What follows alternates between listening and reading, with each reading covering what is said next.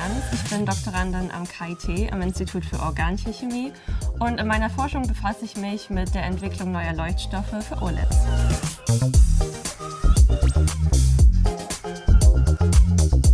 Moleküle sind kleine Teilchen. Sie sind so klein, dass man sie mit einem normalen Mikroskop gar nicht erkennen kann.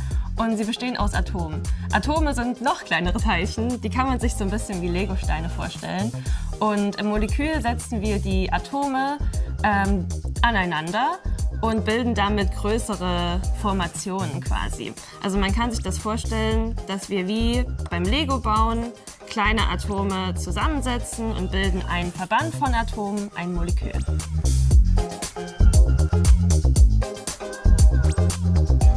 Meine Moleküle bringen Handys und Fernseher zum Leuchten, denn sie sind Leuchtstoffe. Jeder von euch hat sicherlich ein Handy zu Hause.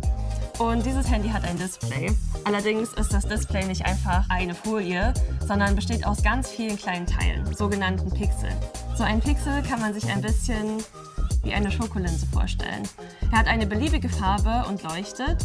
Und würde man ganz nah ranzoomen, sieht man nur diesen einen Pixel.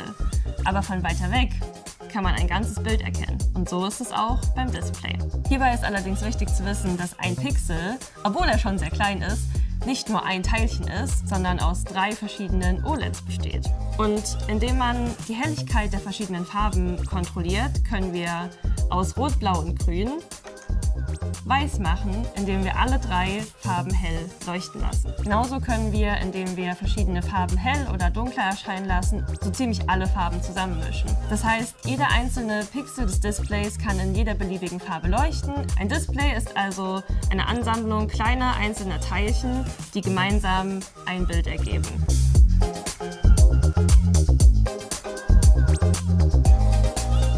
Eine OLED ist ein kleines elektronisches Bauteil, mit deren Hilfe wir elektrische Energie, also Strom, in Licht umwandeln können. Aufgebaut ist sie dabei aus sehr vielen, sehr dünnen Schichten. Man kann sich das ein bisschen vorstellen wie ein Sandwich. Wir haben euch auch eins mitgebracht. In unserem Fall haben wir kein Brot, sondern Elektroden. Und zwischen den Elektroden befinden sich sehr viele, sehr dünne Schichten. Diese Schichten sind dabei über 1000-mal dünner als ein menschliches Haar. Sind also wirklich extrem dünn. Das Herzstück der OLED bildet dabei die Leuchtschicht. Die ist ganz in der Mitte. Und da passiert die Magie, die das Licht erzeugt.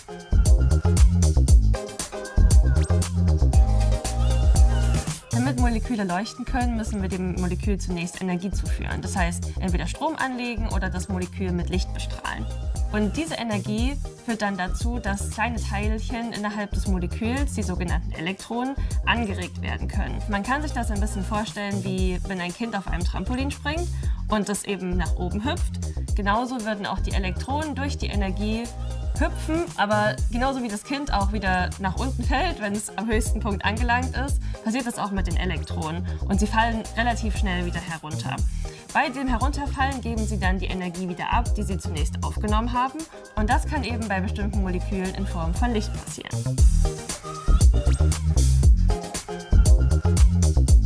Also richtig beibringen können wir das den Molekülen leider nicht. Aber was wir machen, ist, wir versuchen die Moleküle so zu bauen, dass es ihnen besonders leicht fällt, Energie in Licht umzuwandeln.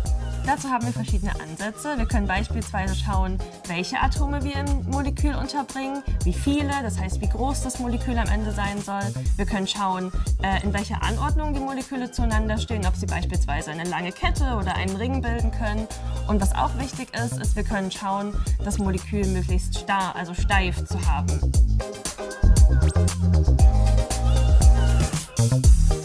Da blaues Licht sehr viel energiereicher ist als beispielsweise rotes Licht, wird ein Molekül, welches blaues Licht aussendet, viel stärker belastet und altert dementsprechend auch schneller. Das Ganze kann man sich ein bisschen vorstellen wie bei einem Gummiband. Wenn wir das Gummiband stark unter Spannung bringen, also viel Energie in das Gummiband reinstecken, wird es sehr viel schneller reißen und altern. Spannen wir es nun geringer, geben ihm also weniger Energie, wird es sehr viel länger durchhalten. Und so ist es auch bei unseren Molekülen. Sie werden durch das energiereichere Licht viel stärkeren Belastungen ausgesetzt und können dadurch eben schneller altern. Und dadurch ist es eben sehr viel schwieriger, ein effizientes und langlebiges, blau leuchtendes Molekül herzustellen. Für die OLED-Anwendungen in Displays brauchen wir aber alle 3 Farben. Und da komme ich ins Spiel und versuche eben genau diese blau leuchtenden, effizienten Moleküle herzustellen.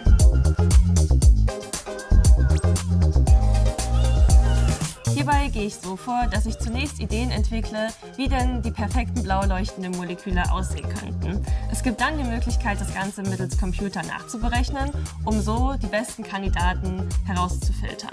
Die hergestellten Leuchtstoffe können dann mittels 3D-Druck gezielt in die Leuchtschicht eingedruckt werden und finden so ihren Weg zurück zur Anwendung. Und so möchte ich mit meiner Forschung einen Beitrag dazu leisten, unsere Displays farbintensiver und gleichzeitig energiesparender zu gestalten.